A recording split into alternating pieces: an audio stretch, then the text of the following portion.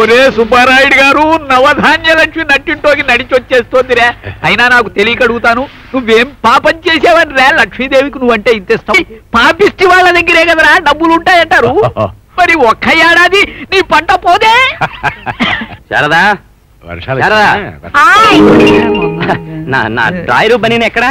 చేతిలో పనుంది, బీరువాలా చూసుకోండి. కనపడ్డం లేదే, పైకి టైం అయిపోతుంది. కనపడకపోతే ఈ ఒక్క పొడికి ప్యాంటు చొక్కా వేసుకెళ్ళండి, పంపే మునిగిపోదు. ఏమే అలా చూస్తూ నిలబడకపోతే అమ్మాయితో పని చేస్తుంది కదా, నా ఉతికిన బనీన్లవి ఉన్నాయిగా, తీసుకెళ్ళి ఇవ్వకూడదు? ఇంకా నయం, డ్రాయర్ కనపడలేదంటే ప్యాంటుతో పొమ్మంది, ప్యాంటు కనపడలేదని ఉంటే థ్యాంక్స్. సుబ్బారాయుడు గారు, ఇది ఇల్లా ఆనంద నిలయం, సంతోషానికి సొంత ఇల్లురా. ఇంకా ఇంత ముద్దుగా అన్నదమ్ములు ఉంటారంటావురా ప్రపంచంలో?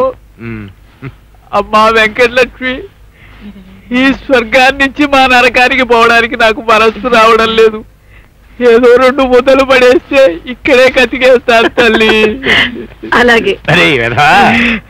ఏడుపు ఏడుపు కాదురా సుబ్బారాయుడు గారు, ఆనందం రా. సరే ఆనందం. సరే